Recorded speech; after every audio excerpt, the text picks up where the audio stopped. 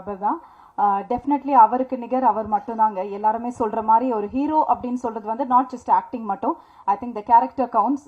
அவர் கூட இருக்கிற ஆட்களை எப்பவுமே கூடவே கூட்டிட்டு போறாரு. That is the biggest plus அவருக்கு. ஸோ இது எப்பவுமே உங்க கூடயே இருக்கணும்னு சொல்லி வாழ்த்தி I would like to call அப்பான் Santhanam sir to share few words please.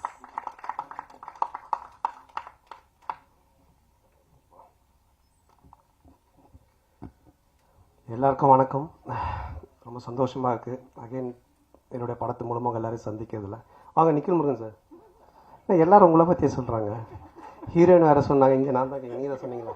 ஆனால் இன்றைக்கி இவரோட சிரிப்பு பார்க்க சந்தோஷமாக இருக்குது. நேற்று சிங்கத்தை சதிச்சிட்டிங்களாப்பா. நேற்று ஃபுல்லாக பாட்டு பாடினிருந்தார். நான் என் வீட்டு கண்ணு குட்டி என்னோட இன்னைக்கு தான் விபூதியெல்லாம் வச்சுக்கிட்டு சாந்தமாக ஓம் நம சிவாய எல்லாரும் நல்லா இருக்குன்னு வந்திருக்காரு. சந்தோஷம். நேற்று ஃபுல்லா ஆமாம் வெட்டிங் டே 29வது கல்யாண நாள் சார். வாங்க அதுக்கு எல்லாரும் ஒரு தடவை கை தட்டிடுவோம். ஆனால் நேற்று எல்லாரும் சேர்ந்து செஞ்சிட்டீங்க. அவர் நேற்று அந்த பாட்டிலே தான் இருந்தார். அப்படிங்களா?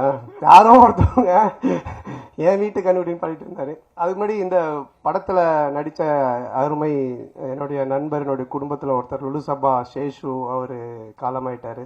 ஸோ அவருக்காக ஒரு நிமிஷம் மட்டும் ஒரு மௌன அஞ்சலி செலுத்திக்கலாம்.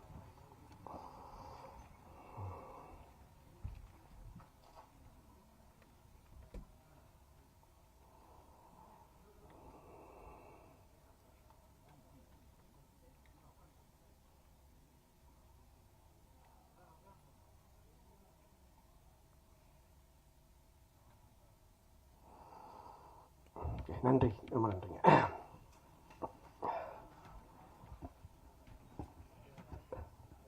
இங்கே நான் தான் கிங்கு.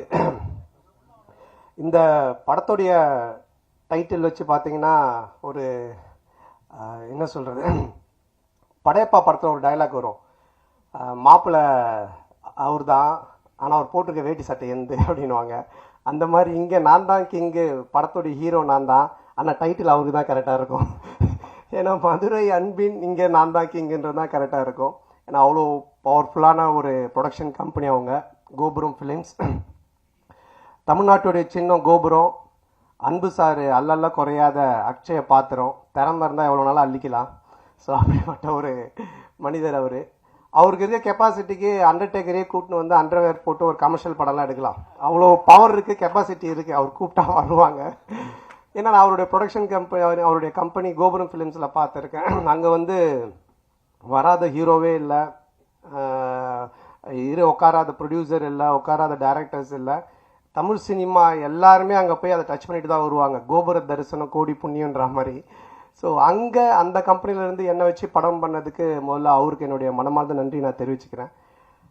ஆக்சுவலாக நான் வந்து காசு கேட்டு தான் போனேன் அவர்கிட்ட, அன்பு சார்கிட்ட. சார் எனக்கு கொஞ்சம் காசு வேணும் அப்படின்னு சொல்லி கேட்டு போனேன். சபாபதிக்கு அப்புறம் நாங்கள் பழக ஆரம்பித்தோம். சபாபதிக்கு முன்னாடி டிஸ்கோத் படத்துலேருந்து எங்களோட பழக்கம். ஆனால் அதிகமாக பேச மாட்டோம். அதுக்கப்புறமா சபாபதி ஃபினான்ஸ் பண்ணார். அப்புறமா ரொம்ப க்ளோஸ் ஆனோம். ஃபோனில் ஜாலியாக பேசிகிட்டு இருப்போம். அதுக்கப்புறமா நான் காசு கேட்டு போனேன். எனக்கு ரொம்ப பிடிச்சிருச்சு அவருக்கு. என்ன சந்தானம் என்ன விஷயம்னு கேட்டார். இல்லை சார் இடம் வாங்க போகிறேன், வீடு கட்ட அப்படின்னு.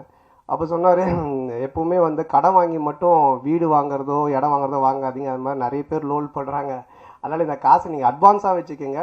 இன்னும் இடம் வாங்க என்ன வேணுமோ சொல்லுங்கள், நான் ஹெல்ப் பண்ணுறேன், நம்ம படமாக பண்ணுவோம் அப்படின்னு என் மேலே ஒரு நல்ல அபிப்பிராயத்தில் தான் இந்த விஷயத்த பண்ணார்.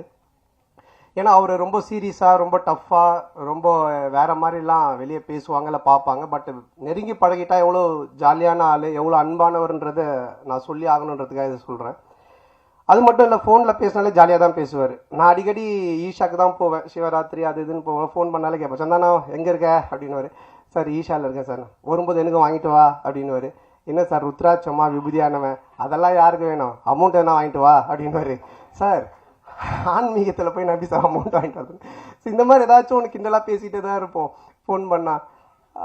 அப்போ அவர் இது மாதிரி கதை கேட்க ஆரம்பித்தார்.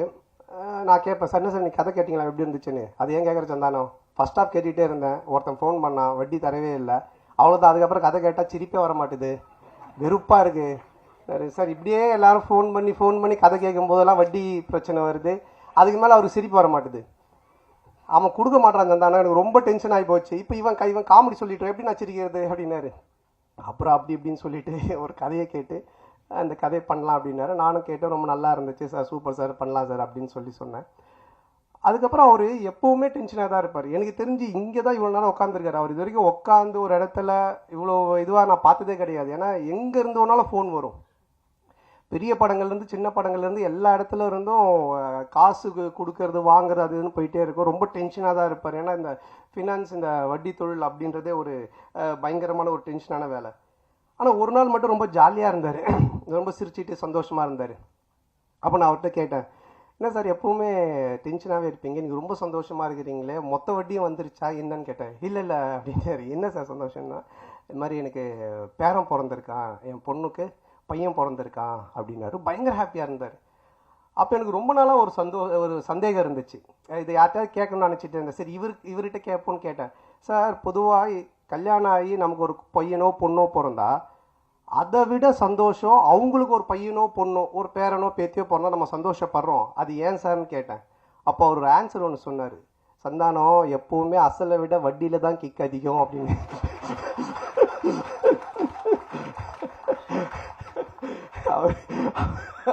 இந்த மாதிரி நிறைய போன்ல நாங்க பேசி பஞ்சஸ். அப்ப நான் நினைச்சேன், சார் இதுக்கு நீங்க தான் கரெக்டான ஆளு, உங்களை அடிச்சுக்க ஆள் கிடையாது சார் அப்படின்னு சொல்லிட்டு. ஸோ அப்படிப்பட்ட ஒரு ஜாலியான மனிதர். ஸோ அவரோட சேர்ந்து இந்த படம் பண்ண ரொம்ப சந்தோஷமா இருக்கு.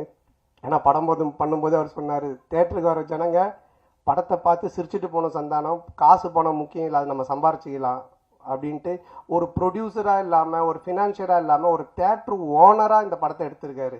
ஆடியன்ஸ் தேட்டருக்கு வரவங்க சிரிக்கணும் ரசிக்கணும் அப்படின்னு சொல்லிட்டு. அதே மாதிரி இந்த படமும் நல்லா வந்திருக்கு. இந்த படத்தை எடுக்கிற பொறுப்பை அவருடைய டாட்டர் சுஷ்மிதா அவங்ககிட்ட கொடுத்துருக்காரு. அவங்களுக்கு என்னுடைய வாழ்த்துக்கள்.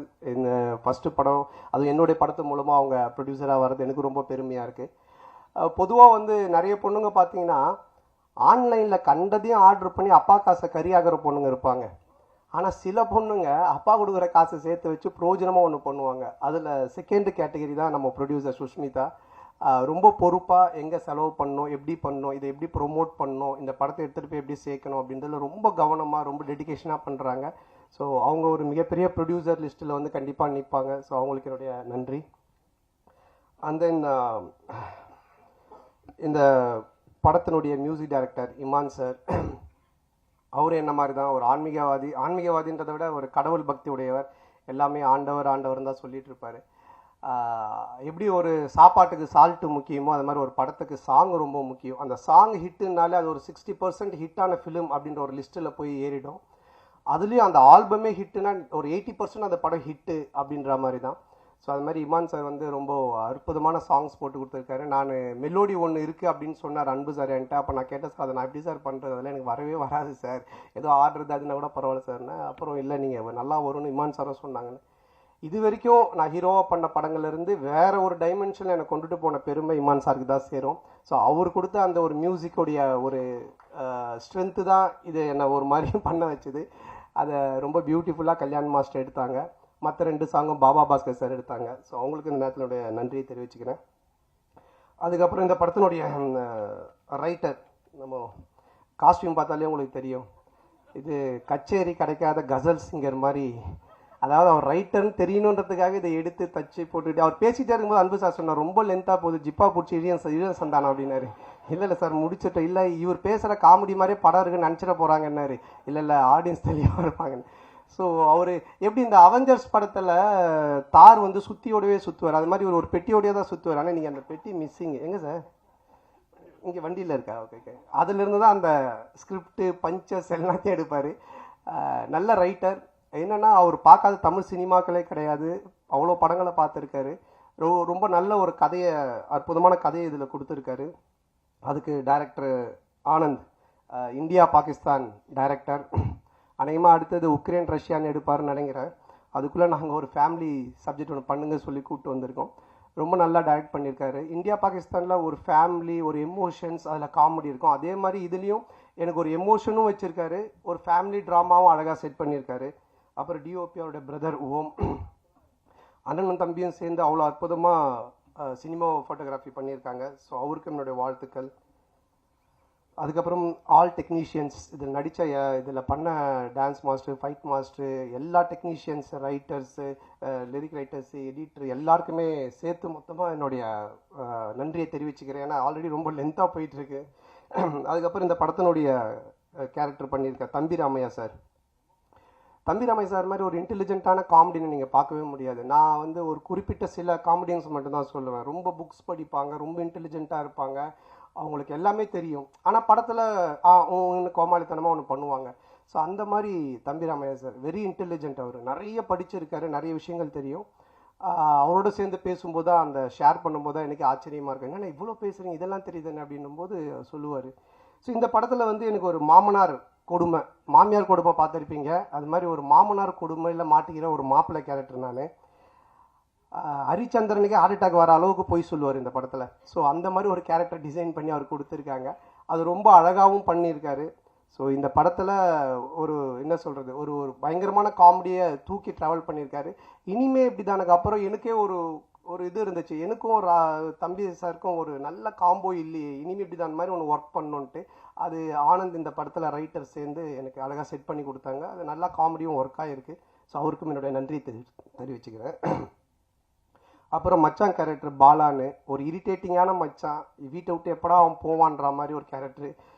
அதுக்கப்புறமா ஹீரோயின் நம்ம சேலத்து பொண்ணு. அவங்க ஃபஸ்ட்டு ஸ்டார்டிங்கில் எனக்கு தெரியாது, ஏதோ பாம்பேலேருந்து தான் கூப்பிட்டு வந்திருக்காங்க நினச்சேன். நான் சரியாக பேசலானால இங்கிலீஷில் பேசிகிட்டு இருந்தேன். அப்புறம் தான் அவங்க சொன்னாங்க, சார் நான் சேலம் சார், நம்ம சேலத்து பொண்ணு சார்னாங்க. அவங்க ரொம்ப அற்புதமாக நடிச்சிருக்காங்க. ஸோ மாமனார், மச்சான், அப்புறம் ஒரு ஒரு ஒரு அழகான, அதே டைமில் ஒரு குட்டி குட்டியான விஷயங்கள் பண்ணக்கூடிய ஒரு மனைவி கேரக்டரு. அதுக்கப்புறமா மேனேஜராக விவேக் பிரசன்னா பண்ணியிருக்காரு. ஸோ இவங்க எல்லாருமே அதில் இருக்காங்க. அதுக்கப்புறம் என்னுடைய படம்னாலே ஒரு ஃபேமிலி காம்போ பேக்குன்னுவாங்க. இந்த பர்கர், பீஸாலாம் வாங்கினா கூல்ட்ரிங்க்ஸு, ஃப்ரெஞ்சு ஃப்ரைஸ் இதெல்லாம் தருவாங்க ஃப்ரீயாக. அந்த மாதிரி என்னுடைய படம் அப்படின்னு சொன்னாலே மாறன், சேசு, கூல் சுரேஷ், முனிஷ்காந்த் இப்படி எல்லாருமே இருப்பாங்க, ஆண்டனி, மனோபாலா எல்லாருமே. ஸோ அவங்க எல்லாருமே இதில் இருக்காங்க.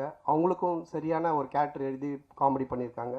அப்புறம் கூல் சுரேஷ், யார் அவனை தடுக்குது வளர்ச்சியை, அது யாருங்க அந்த 2 பேர், அவனை விட்டுருங்க, நீங்கள் தடுக்க பாருங்க, இப்போ சொந்தமாக கட்சியெல்லாம் ஆரம்பிச்சிட்டான்.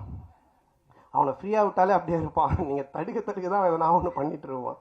ஸோ அவன் என்னுடைய படங்கள் எல்லாத்துலேயுமே இருப்பான், என்னோட நண்பன். ஸோ இதுலேயும் நல்லா பண்ணியிருக்கான். அதுக்கப்புறமா கட்ட குஸ்தி டைரக்டர் செல்லா, அவருக்கும் இந்த நேரத்திலுடைய மனமார்ந்த நன்றி. ஒரு ஹிட் படம் கொடுத்துட்டு, காமெடி ஜானர் படம் கொடுத்துட்டு, இதுலேயும் டிஸ்கஷனில் உட்காந்து நிறைய காமெடி சீன்ஸுக்கெலாம் ஒர்க் அவுட் பண்ணி கொடுத்தாரு. ஸோ அவருக்கு என்னோட மனமார்ந்த நன்றி. அப்புறம் இந்த படத்தில் ஒர்க் பண்ண அனில், மலையன் கோபி, செந்தில் சார் மற்றும் அந்த டீம், ப்ரொடக்ஷன் டீம் எல்லாருக்குமே என்னுடைய மனமார்ந்த நன்றி தெரிவிச்சுக்கிறேன். இப்போல்லாம் நீங்கள் பார்த்தீங்கன்னா, இப்போ இந்த படமே பார்த்தீங்கன்னா 90s கிட்ஸை பேஸ் பண்ணி தான் எடுத்திருக்கோம்.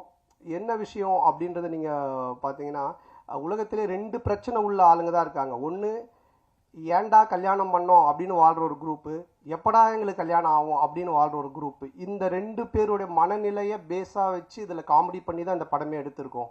ஸோ இன்றைக்கி ரொம்ப கன்ஃபியூஷனாக தான் இருக்காங்க யங்ஸ்டர்ஸ் எல்லாருமே.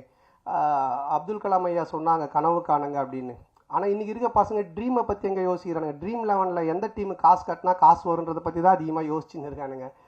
ஸோ அதுக்கப்புறமா வாழ்க்கையோட ஸ்டேட்டஸை பற்றியே யோசிக்கிறதில்ல, வாட்ஸ்அப்பில் என்ன ஸ்டேட்டஸ் போட்டால் நம்ம கெத்தாக இருக்கும் தான் யோசிச்சுட்டு இருக்காங்க. ஸோ இப்படிப்பட்ட ஒரு மனநிலையில் இன்றைக்கி இருக்க ஒரு சுச்சுவேஷனில் இருக்கிற ஒரு 90s கிட்ஸ் ஆகட்டும், இல்லை 2K கிட்ஸ் ஆகட்டும், இவங்களோட லைஃப் ஸ்டைல் எப்படி இருக்கும் அப்படின்ற ஒரு பேஸ் தான் இந்த படத்தினுடைய கதையே.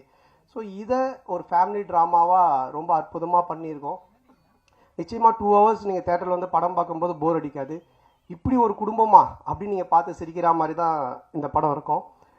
ஸோ இந்த படத்தை May 10th அன்னைக்கு தேட்டரில் வந்து ஃபேமிலியோடு பார்த்து ஜாலியாக என்ஜாய் பண்ணுங்கள். 2 hours டெஃபினட்டாக சிரித்து என்ஜாய் பண்ணுவீங்க, அதில் எந்த டவுட்டுமே இல்லை. ஹாரர் ட்ராமா பண்ணியிருக்கேன், Vadakkupatti Ramasamy social drama, first time family drama. ஒரு மேரேஜான ஒருத்தன், ஒரு மாமனார், மச்சான், ஒய்ஃபு, மேனேஜர், இந்த டார்ச்சரில் அவன் என்ன மாதிரிலாம் வாழ்கிறான் அப்படின்றது எனக்கே ஒரு புதுசான ஒரு விஷயந்தான். ஸோ லாஜிக்கை மறந்துட்டு மேஜிக் தான். வந்து 2 hours நல்லா சிரிக்கலாம், வந்து பார்த்துட்டு என்ஜாய் பண்ணுங்கள். அப்புறம் இந்த எல்லா படத்துக்கும் எனக்கு தொடர்ந்து சப்போர்ட் பண்ணிகிட்டு இருக்கிற பத்திரிகை ஊடக நண்பர்கள் மற்றும் என் உயிரினும் மேலான என் அன்பு சொந்தங்களாகிய ரசிகர் மன்றங்கள் வச்சிருக்க அனைவருக்கும் MKS குமரல் அவர்களுக்கும் இந்த நேரத்தோட மனமார்ந்த நன்றி. மற்றும் என்னோட டீம் முருகன், ஆனந்த், சேது, குணா மாம்ஸ், விஜய், சுந்தர், ரமேஷ், ராஜ், பரத், கிஷோர், அப்புறம் என்னுடைய makeup artist Kushi and hair stylist Gagan and Mahesh, Ilango, Bharath, Ashok, Anand, Vasu அண்ணா எல்லாருக்கும் இந்த நேரத்தோட மனமார்ந்த நன்றி தெரிவிச்சுக்கிறேன். ரொம்ப நன்றி. தேங்க்யூ. தேங்க்ஸ்.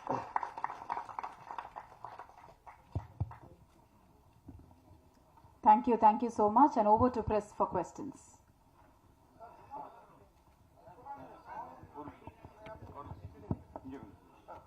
சார், நீங்கள் சாதாரணமாகவே படம் 2 ஹீரோயின் 3 ஹீரோயின் அப்படி இருக்கும். இந்த படம் இங்கே நான் தான் கிங்குன்னு வச்சுருக்கீங்க. கிங்குக்கு ஒரே ஒரு ராணி. எனக்கு ரொம்ப வருத்தமாக இருக்குது. என்ன காரணம்? அந்த பொறுத்தையும் ஒன்றும் காட்டல நீங்கள். அந்த ஒரு டைட்டில், அந்த சாங் நீங்கள் பார்க்கலையா? இல்லை, 2 பேர் வராங்க, ஆனால் ஹீரோயின் ஒருத்தங்க தானே. இல்லை, அந்த சாங் பார்க்கல நீங்கள். மாயோனே உங்களுக்காக தான் எல்லா படத்தையும் இதே கேள்வி கேட்குறீங்க. நம்ம தேவராஜ் அண்ணன் வந்து அப்படியே மீனாட்சி சார் மேலே தலையை வச்சு சாஞ்சிட்டார் அந்த பாட்டில். அப்படி எமோஷனல் ஆகி ஒரு மாதிரி ஆகிட்டாரு. நீங்கள் என்ன இன்னும் நான் எனக்குள்ளாரே சாஞ்சிட்டேன். அவ்வளோ பிரமாதமாக இருந்தது. 2-3 ஹீரோயினை போட்டு எடுக்கலாம். யார் காசு போடுறது? ப்ரொடியூசரு. இதுக்கப்புறம் அந்த மாதிரி கதை அமைச்சா கண்டிப்பாக எடுக்கலாம். அப்புறம் நீங்கள் வந்து ஒரு காமெடியானா ஜோக்கரா இருந்துட்டு இன்னைக்கு நான் தான் கிங்கு அப்படிங்கிற அளவுக்கு வளர்ந்துருக்கீங்க. இந்த வளர்ச்சி இந்த அஜித் பில்லாவிலேயே சொல்லுவார், நான் ஒரு இதாக பார்த்து செதுக்கி வளர்ந்தேன் அப்படின்ட்டு. அந்த மாதிரி நீங்களா வளர்ந்ததா இல்லை உங்கள் டீம்? ஏன்னா அது உங்கள் டீமில் இந்த மாறன், சேசு எல்லாரும் ரொம்ப ஃபேமஸாக இந்த கதை தயாரிக்கிறது காமெடிகள் சீன்ஸ். அது எப்படி இல்லை, எல்லாருமே தான்.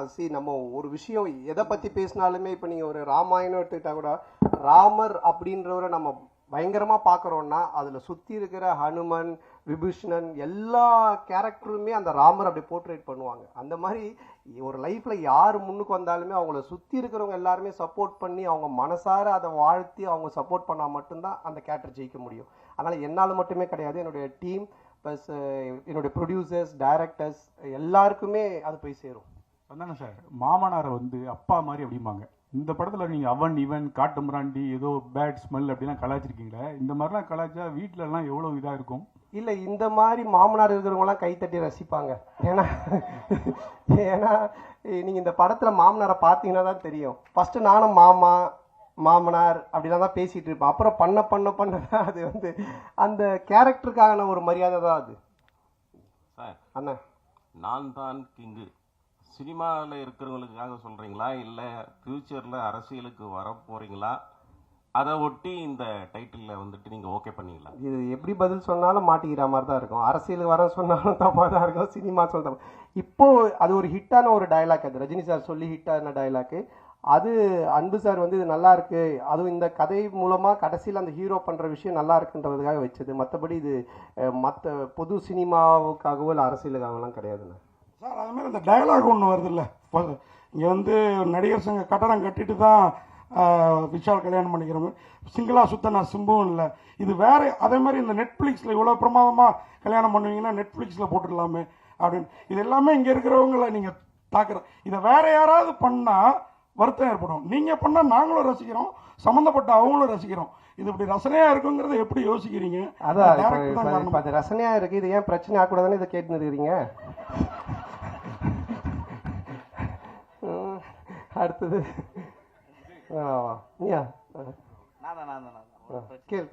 ஆக்சுவலாக இப்போ வந்து சேஷன் வந்து இதுவாயிட்டாங்க, களமாயிட்டாங்க. இன்னொரு நண்பர் இந்த படத்துலேயே ஆண்டனியும் ஹாஸ்பிட்டலில் தான் இருக்காங்க. ஸோ நான் விசாரிக்கும் போது பார்த்தீங்கன்னா சந்தானம் வந்து நண்பர்களுக்கு காசு கொடுக்கல, அதனால தான் அந்த உயிரிழப்பு ஏற்பட்டது அப்படின்னு சொன்னாங்க. சரி, டைரெக்டாக நம்ம களத்துக்கு போவோம் அப்படின்னு சொல்லிட்டு ஆண்டனி கிட்ட மருத்துவமனைக்கு போகும்போது சந்தானம் தான் ஃபுல்லாக எனக்கு வந்து மருத்துவமனையில் காசு கட்டிட்டு இருக்காரு அப்படின்னு சொல்கிறாங்க. ஏன் உங்களை வந்து பின்னுக்கு தள்ளிகிட்டே இருக்கிறாங்க? எதனால் இது வருது உங்களுக்கு தெரியல. அது சில பேர் இப்போ எல்லாருமே என்னை ரசித்து எல்லாருமே நல்லா இருக்குன்னு சொல்லி பேசிட்டு அப்புறம் நானே கடவுளாக மாறிடுவேனே. அதனால் பிடிக்கல, அது தப்பாக சொல்கிறதுக்கும் சில ஆட்கள் இருப்பாங்க. அதை பற்றி நம்ம பெருசு பண்ணிக்க தேவையில்லை.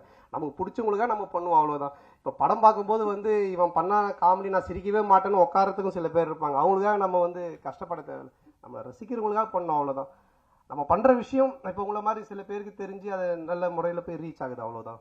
இப்போ டைட்டில் வரும்போதெல்லாம் பாத்தீங்கன்னா இப்போ தொடர்ந்து இனிமே இப்படித்தான் அப்படின்னு வச்சீங்க, அதுக்கப்புறம் டிடி ரிட்டர்ன் 10 ஆகாது. வருஷத்துக்கு முன்னாடி வச்ச டைட்டில் அது இப்பதான் அவன் தொடர்ந்து இல்ல நான் தான் நீங்க கிங்ன்றீங்க, நீங்க காமெடியில கிங்கா இல்ல அடுத்தது ஹீரோக்கள்ல கிங் ஆக போறீங்களா? இல்ல அதுதான் நான் பதில் சொன்னேன். இப்போ இந்த படத்துடைய கதைக்கு தான் கிங். இது வந்து பொதுவா நம்ம எதுவுமே எடுத்துக்க வேண்டாம். அவங்க மாயோனே சாங் போடும்போது நீ எழுந்து வந்த ஆடலான்னு அதை நான் பார்த்துட்டு தான் இருந்தேன். அதெல்லாம் மறைச்சிட்ட பத்தியா? சந்தானம் ப்ரோ, அந்த ரன்பீர் கபூர் படம் மட்டுமே பார்க்குற ஆலியா பாட்டியை கண்டுபிடிச்சு நடிக்க வச்சது நீங்க தானே? அந்த டயலாக் அவங்க சொன்னதுக்கு அப்புறமா அது தோணுச்சு, சரி ஆலியா பாட்டுன்னு சொல்ல வேணா ஆலியா பாட்டின்னு சொல்லி ஒரு விஷயம் பண்ணலாம் அப்படின்னு சொல்லி. இல்லை அது கரகாட்டக்காரன் படத்தில் வர்ற மாதிரியா இல்லை எதேச்சியா அமைஞ்சதா? இல்லை எதர்ச்சி அமைஞ்சதுதான். Okay, thank you. தேங்க்யூ. அன்பனாக்கு ஒரு கேள்வி. ஆனால் நீங்கள் மகளை வந்து தயாரிப்பாளர் ஆகிட்டீங்க. உங்கள் மருமகனுடைய மேரேஜ் பிக்சர்ஸில் பார்த்தது தான், நேரில் என்ன பார்க்கல. அவரே ஒரு ஹீரோ மாதிரி தான் இருப்பார். அவர் ஹீரோவை லான்ச் பண்ணுற ஐடியா ஏதாவது இருக்கா? நீங்க முதல் போட்டீங்கன்னா ஆரம்பிச்சிருவோம். சந்தானம் அண்ணே, உங்களுக்கு நீங்க படத்துல டைலாக் ஒன்று சொல்லியிருப்பீங்க, விஷால் சாரையும் சிம்பு சாரையும் சொல்லியிருப்பீங்க. முரட்ட சிங்களா சுத்துறது 3 பேர் தமிழ் சினிமாவில், எஜே சூர்யாவும் இருக்காரு, ஏன் அவர் விட்டுட்டீங்க? ஏன்னா அவர் கூட நீங்க டிராவல் பண்ணிருக்கீங்க. இல்லை இவங்க 2 பேரும் வந்துட்டு இப்போ ரீச்சலுக்காக ரெண்டாவது ரொம்ப க்ளோஸ் டு என்னுடைய ஃப்ரெண்ட்ஷிப்ல ரொம்ப க்ளோஸ்ல இருக்காங்க. அதனால அவங்க பேர் டக்குன்னு ஞாபகம் வந்ததுனால பண்ணோம். என்னன்னா இப்போ எப்பவுமே வந்து நீங்க சந்தானம் சார் வந்து ஒரு டீம் எடுத்தாருன்னா எல்லாரையும் கலெக்ட் பண்ணி மொத்தமா ஒரு என்ன சொல்லுவாங்கன்னா ஒரு சீட்டு கட்டு மாதிரி சரி ராஜா ராணி எல்லாமே இருக்கும். இதுல வந்து சில பேர் மிஸ் பண்ணதா சொல்றாங்க, அது உண்மையா? யாரு மிஸ் பண்ணாங்க? இப்ப உங்க டீம்ல 2 பேர் 2-3 பேர் மிஸ் ஆயிட்டாங்க, அதை பத்தி கேக்குறேன். நடிக்கிறது இல்லை சொல்றீங்களா? இறந்துட்டாங்க. ஓகே. அது உடல்நலக்குறைவு. அது சில பேருக்கு அது மரணம்ன்றது நம்ம கையில் இல்லை, எப்போ யாருக்கு என்ன நடக்கும்னு தெரியாது. பட் இருக்கிற வரைக்கும் ஆரோக்கியமாக வாழ்றதுக்கான விஷயங்களை நம்ம பார்த்துக்கணும், அவ்வளோதான். அது தவிர வேறு எதுவும் ஒன்று இது பண்ண முடியாது. தயாரிப்பாளர் மேடத்துக்கு ஒரு கேள்வி. சுஷ்மிதா மேடம், உங்கள் அப்பா வந்து நிறைய அனுபவசாலி. முதல்ல நீங்கள் படம் எடுக்கும்போது இதெல்லாம் செய்யணும் இதெல்லாம் செய்யக்கூடாது, எப்படி படப்பிடிப்பு நடக்கணும், என்ன அட்வைஸ் கொடுத்தாங்க? உங்களுக்கு அடுத்து யாரை வச்சு படம் பெரிய பட்ஜெட்டில் தயாரிக்கணும்னு ஆசை இருக்கு? எனக்கு அவர் கண்டிப்பாக ஒரு இன்ஸ்பிரேஷன். நான் கிட்டத்தட்ட ஆஃபீஸ்லேயே தான் வளர்ந்தேன். ஸோ ஒவ்வொன்றையும் நான் கற்றுக்கிட்டு தான் வந்துட்டு இருக்கேன். அண்ட் பெரிய படம் சின்ன படம் இல்லாமல் மக்கள் என்ஜாய் பண்ணுற மாதிரி படம் எடுக்கணும்னு தான் என்னோட ஆசை. ரெண்டுமே இருக்கணும் எனக்கு. சார் இமான் சார் உங்களால் பல ஹீரோக்கள் வளர்ந்தாங்க. சந்தானம் சார் ஓரளவு வளர்ந்த ஹீரோ. இன்னும் அவர் வளர்றதுக்கு இந்த பாட்டு இதுவாக இருக்குது. தொடர்ந்து உங்கள் 2 பேரோட ட்ராவல் தொடர்ந்து இருக்குமா? அடுத்தடுத்த படங்களில் வேறு எதுவும் கமிட் ஆகிருக்கீங்களா 2 பேர்? அவர் படத்தில் நீங்கள் எதுவும்? இல்லை, இப்போதைக்கு ஒன்றும் பேசல சார். பட் நிச்சயமாக அதுக்குண்டான சரியான கதைகள் அமையும் போது நிச்சயமாக பண்ணுவோம் சார். இதுவே ரொம்ப லாங் டைம் வெயிட் தான், அதுக்கு பிறகு தான் அதை பண்ணியிருக்கோம். நிச்சயமாக கூட சேர்ந்து மறுபடியும் ஒர்க் பண்ணுவோம் சார். சந்தானம் சார், நீங்கள் எப்போதுமே ஆண்களை அது என்ன மாதிரி ஆள்லாம் ரொம்ப கவர்ந்துருவீங்க உங்கள் டைலாக் இதில். இந்த படத்தில் பெண்களையும் கவர்னுங்கிறது தான் அந்த பாடலில் பிங்க் கலராக ஃபுல்லாக. ஏன்னா பெண்களுக்கு பிடித்த கலர் பிங்க் கலரும்பாங்க, அதுதான் காரணமா? நல்லா இருந்தது, 3 பாட்டுமே நல்லா இருந்தது. அந்த பாட்டு இந்த கேள்வியெல்லாம் உங்களுக்கு எங்கேருந்து தோணுது? முதுகுல இருந்தா மூளையில இருந்தா? விடிய கால 4 மணிக்கு இன்னைக்கு சந்தானம் சார் ப்ரெஸ் போயிட்டு இருக்கு. நம்ம வந்து கேள்வி அப்படி உட்காந்து யோசிச்சது. விடிய கால பிரம்ம முகத்துல உட்காந்து எழுதுனது. பிங்க் கலர்னா பொண்ணுங்களுக்கு பிடிக்காதான் போட்டு அது இங்க வந்து மொத்த கேள்வி எல்லாம். நன்றி நன்றி. சொல்ல அது காஸ்டியூம் டிசைனர்ஸ் கொடுக்கறது தான். இன்னைக்கு கூட பாத்தீங்கன்னா இந்த கோட்லாம் போட்டிருக்கேன். வெயிலுக்கு எனக்கு கோட்டு போடவே பிடிக்காது. காஸ்டியூம் டிசைன் இல்ல போடுங்க நல்லா இருக்கும் அப்படின்னாங்க. அதனால காஸ்டியூம் டிசைனரோட வேலை அது பண்ணணும். கானா பாட்டுனா நீங்க வந்து கலக்குவீங்க, டான்ஸ் கின்ஸ்லாம் பர்ஃபார்மன்ஸ் இப்போ ஹெவி ஆயிடுச்சு. இப்போ ரொமான்டிக் வரும்போது எந்த மாதிரியான இதெல்லாம் எஃபெக்ட்லாம் எடுத்தீங்க? அந்த மூடு அதான் ரொம்ப கஷ்டமா இருந்துச்சு ஃபர்ஸ்ட் எனக்கு அது வரவே இல்லை. நான் சாங்கே சார்கிட்ட சொன்னேன், சார் ரிமான் சார் என்ன சார்னா அன்பு சார்ட்டையும் சொன்னேன். அன்பு சார் தான் சொன்னாங்க இல்லை ஒரு சாங் இது மாதிரி பண்ணலாம் அப்படின்ட்டு. அதுக்கப்புறமா கல்யாண் மாஸ்டர் தான் பண்ணாங்க. அது ஃபர்ஸ்ட் எனக்கு ஒரு மாதிரி என்னை அப்படியே ரஃபாக நடக்க வச்சு தான் எடுத்தாங்க. நீங்கள் முறைச்சிக்கிட்டே நடங்க, நீங்கள் எதுவும் பார்க்க வேண்டாம் அப்படின்னு தான் எடுத்தாங்க. அப்புறம் அது கொஞ்சம் இன்க்ரீஸ் ஆகி ஒரு மாதிரி அப்படி எடுத்துட்டாரு. அது வந்து கண்டிப்பாக கல்யாண மாஸ்டர் தான் அதை சொல்லணும். ஏன்னா எனக்கு அது பிடிக்கவே பிடிக்காது, இந்த ரொமான்டிக்காக பார்க்கறது, அப்படியே ஃபீல் பண்ணுறது, எட்டி பார்க்கறது இதெல்லாம். பட் இந்த பாட்டில் அதை அப்படியே கொண்டு வந்தாங்க. அது இப்போ பார்க்கும்போது அந்த மியூசிக்கு சாரோடைய அந்த மேஜிக்கில் பார்க்கும்போது அது பயங்கரமாக இருக்குது. ஸோ அதனால் அது ஒரு மியூசிக் மேஜிக் தான் அது. இல்லை உங்கள் மேடையில் எப்பயுமே கூல் சுரேஷ் வந்து அடிக்கடி இருப்பார். உங்கள் படத்தை வந்து ஃப்ரீயாக ப்ரமோஷன் பண்ணுவேன்னு சொன்னார். இதுக்கு முன்னாடி ஏதாவது காசு கொடுத்தீங்களா? இல்லை சிங்கப்பூருக்கு நீங்களே காசு போட்டு அனுப்பி விட்ருவீங்களா? இல்லை இப்போ அவனை பற்றி பேச சொல்லி அவன் தானே உனக்கு சொன்னான். சம்பந்தமே இல்லாமல் திடீர்னு. சந்தானம் சார் நேத்தி ஸ்டார் படத்தோட ப்ரெஸ் மீட் அங்கே வந்து கவின் பேசுகிறப்போ அந்த படத்தோட ட்ரெய்லரும் நல்லா ரீச் ஆகிருக்குது. அங்கே ப்ரெஸ் மீட்டில் நாங்கள் கேட்டப்போ உங்களுக்கு இந்த பெண் வேஷம் யார் ரோல் மாடல்ங்கிற மாதிரி ஒரு நிருபர் கேட்டார். இப்போ அவர் சொன்னார் கரீனா சோப்ரா அப்படின்னு சொல்லிட்டு, நீங்கள் ஆனால் அதுக்கப்புறம் பெண் வேஷமே போடல. எனக்கு தெரிஞ்சு ஆனழகன் பிரசாந்துக்கு அப்புறம் அந்த கரீனா சோப்ரா பெண் நிறைய பேர் பெண் வேடம் கேட்டு நம்ம ஹீரோக்கள் எல்லாம் ரொம்ப ரீச் ஆனது. ஏன் அதுக்கப்புறம் அதை பண்ணல? உங்களுக்கு ரொம்ப ஆப்டாக இருக்கும்.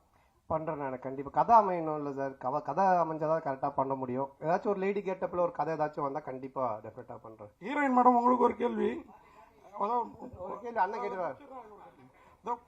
அந்த மைக்கை கையில் போட்டு கட்டினா இருக்கும், அவர் யாருக்குமே தர மாட்டேங்குது. ஒளிச்செல்லாம் வச்சுட்டு பேசிட்டு ஹீரோயின் மேடம் இல்லை எல்லாரையும் கேட்கணும்ல, அதுக்காக மைக் வச்சுக்கிறீங்க தலைவா. இதே சரி எனக்கு நடந்தது, அதனால தான் இப்போ. ஹீரோயின் மேடம், நீங்கள் சொன்னீங்க சந்தானா சார் ஃபர்ஸ்ட் இங்கிலீஷில் பேசிட்டு இருந்தாரு, அப்புறம் ஒரு வாரம் கழிச்சு தமிழில் என்னையும் கலாய்க்க. அவர் கலாச்சாரத்தில் என்ன பயங்கரமாக பங்கமாக இருந்தது, அதை மட்டும். இல்லை, ஆக்சுவலாக அந்த மால் சாங்கில் வந்து ஒரு விக் ஒன்று வச்சுருந்தோம். அந்த விக் வந்து ரொம்ப அன்கம்ஃபர்டபுளாக இருந்தது. அதில் வந்து நான் ஆக்சுவலாக அதில் ஏதாவது க்யூட்டாக பண்ண சொல்லி கேட்டிருந்தாங்க. சரி, நான் கான்ஃபிடென்ஸை வரவழைச்சு நான் அப்படியே செட்டுக்கு வரேன். சரி, நம்ம க்யூட்டாக தான் இருக்கும், அந்த விக்கில் கேவலமாலாம் இல்லை அப்படின்னு நினச்சிட்டு நான் வந்தேன். சார் வந்தோடனே நல்லா அமெரிக்கன் பிச்சைக்காரி மாதிரியே இருக்கு அப்படின்னு. அது வந்து இருந்த கொஞ்சம் நஞ்ச கான்ஃபிடென்ஸும் காலி ஆயிடுச்சு. இல்லை, அது ஆக்சுவலாக ஒரு பார்பி டால் ஒரு லுக் ஒரு ஃபீல் ஒன்று பண்ணாங்க. இவங்க இஷ்டத்துக்கு கட் பண்ணிட்டாங்க. கட் பண்ணி கண்ணாமண்ணான்னு வச்சு கொண்டு வந்தாங்க. அதெல்லாம் இது பண்ணோம். ஆனால் அது மாதிரி தான் வேணும், ஒரு டிஃப்ரெண்ட்டான லுக்கில் வந்து பண்ணுற மாதிரி. சந்தானம் சார், ஆனா இன்னைக்கு ஒரு 3 வருஷத்துக்கு முன்னாடி உங்களுக்கு வந்து அனுஷ்கா மேலே தான் ஒரு ஆசை, அவங்களோட நடிக்கணும்னு சொல்லியிருந்தீங்க. நீங்கள் அனுஷ்காவோட நடிக்கணும்னு ஆசை சொல்லுங்கண்ணே. நீங்க மாத்தி அனுஷ்கா மேல ஆசை அப்புறமா நடிக்கணும் சொல்றீங்க. ரொம்ப நேரம் யோசிச்சிருந்தீங்களே இந்த கேள்வி. நீங்க சொன்னது இது. அப்போ நான் கேள்வி கேட்டப்ப சொன்னீங்க அனுஷ்கா மேல ஆசை நடிக்கணும், அவங்களோட நடிக்கணும்னு. ஓகே ஓகே, நாம அந்த ஆசை இன்னும் நிறைவேறல. அது ஏன் உங்களுக்கு? இல்ல என்னன்னா நடிச்சிருக்கேன் அனுஷ்காவோட வந்துட்டு 2 படம் தெய்வ திருமல் நடிச்சிருக்கேன். அப்புறம் அவங்களோட ஃபர்ஸ்ட் படமே 2 நான் தான் நடித்தேன். பட் ஹீரோயினா என்ன கேட்டிருப்பாங்க, அதனால அவங்களோட நடிக்கணும்னு சொல்லியிருப்பேன். கதை அமையணும்னா கதை அமையணும், அந்த கேரக்டர் கிடைக்கணும், இது எல்லாமே இது பண்ணணும். ஸோ அது கதை தானே எல்லாமே. நம்ம திடீர்னு நடிக்கணும்னு சொல்லி கூப்பிட்டு நடிக்க வைக்க முடியாது இல்லைங்களா? சந்தானம் சார், ஆன்மீகத்தில் நீங்கள் நல்லா வெளிப்படையாக சொல்லுவீங்க. நிறைய பேர் சாமி கும்பிடுவாங்க, வெளியே சொல்ல மாட்டாங்க. நான் ஆன்மீகவாதி, நான் கோயிலுக்கு போகிற நல்லா சொல்லுவீங்க. உங்கள் லைஃப்பில் ஆன்மீகம் வந்து எந்த அளவுக்கு லைஃப்பை பண்படுத்துது? அப்புறம் இன்னொன்று முக்கியமாக, ஈசா போனேன், அவர் வந்து பணம் கேட்டார்னாரு, வாங்கி கொடுத்தீங்களா இல்லையா? அது சும்மா காமெடி சொன்னது, இதை நீங்கள் தம்னைலாம் போட்டு விட்டுறாதீங்க. அப்புறம் சத்குருட்டு ஃபோன் வரேன், ஏன்டா என்னை பற்றியெல்லாம் பேசிட்டு இருக்காடின்ட்டு. இல்லை அது வந்து ஆன்மீகம் வந்து எப்போவுமே ஒரு என்ன சொல்கிறது, ஒரு பேஸ் வேணும் நமக்கு. ஒரு ஒழுக்கத்துக்காகட்டும், இல்லை நம்ம செய்கிற வேலையில் ஒரு டெடிக்கேஷனாக இருக்கிறதுக்காகட்டும், எதுவாக இருந்தாலுமே. எனக்கு தெரிஞ்சு நீங்கள் என்னுடைய ப்ரெஸ் மீட், என்னுடைய படம் எல்லாமே பார்த்துருக்கீங்க, வந்திருக்கீங்க, பேசியிருக்கீங்க. சந்தோஷமாக இருப்போம், ஜாலியாக இருப்போம். படமும் அது மாதிரி தான் நான் எடுக்கிறேன். இதுதானே ஒரு மனுஷனுக்கு வேணும். எப்பவுமே ஏதோ ஒன்று யோசிச்சுன்னு, நகத்தை கடிச்சிக்கின்னு, சிந்திச்சுக்கிட்டு, சோகமாக இருந்துக்கிட்டு, பேசும்போது ஏதோ ஒன்று பண்ணிட்டு இல்லாமல் சந்தோஷமாக இருக்கும்ல. இப்போ கொஞ்ச நேரம் இங்கே 1/2 மணி நேரம் பேசலாம், எல்லாம் சிரிச்சு சந்தோஷமாக இருக்கும். இதுதானே பேஸ். அது வந்து எனக்கு ஆன்மீகத்தில் நல்லா கிடைக்குதுன்னு தான் தோணுச்சு. அதனால் அதை நான் சொல்லிட்டு இருக்கேன். நான் ஆன்மீகவாதி, கடவுள் கும்பிட்றேன் அப்படின்ட்டு. சார், நான் தான் கிங்கு அப்படின்னு சொல்கிறப்ப நான் தான் கிங்குன்னு ஃபீல் ஆகுது. ஆக்சுவலாக நீங்கள் தான் கிங்கு, நீ தான் கிங்குன்னு டைட்டில் இருந்தால் உங்களை சொல்கிற மாதிரி இருக்கும். இப்போ நான் தான் கிங்குன்றப்ப எல்லாருக்கும் அவங்கவுங்க சொல்கிறப்ப அவங்கவுங்க இப்படி ஒரு பரோபகாரமான எண்ணம், அதான் எல்லாருக்குமான எண்ணம். அதனால தான் அன்புச்செழியன் சாரும் வந்து அவங்க பொண்ணை இந்த படத்தில் வந்து ப்ரொடியூசராக இன்ட்ரடியூஸ் பண்ணாங்களா, அவங்களும் நான் தான் கிங்கு அப்படிங்கிற எண்ணத்தில். ஆமாம், இது நம்ம படம் பார்த்து ஒரு ரிவ்யூ சொல்கிறாங்கல்ல, அவங்களும் நான் தான் கிங், அவங்க சொல்கிற ரிவ்யூ வச்சுதான். அந்த மாதிரி ஒரு எல்லாருமே அவங்க தொழிலில் சொல்கிறத, இப்போ இவர் சொல்ல 2 தடவை நான் தாங்க கிங் அப்படின்னு, அந்த மாதிரி தான் அது. வாங்கிட்டீங்களா? ஆமாம், மைக்கு கீழே ஒழிச்சு வச்சு வாங்கிட்டீங்க. நன்றியா, முடிஞ்சிச்சா? அனைவருக்கும் நன்றி, வணக்கம். தேங்க்யூ. கோபுரம் ஃபிலிம்ஸ் GN அன்புச்செழியன் மற்றும் சுஷ்மிதா அன்புச்செழியன் சார்பாக thanks to all our media and friends people. Thank you so much.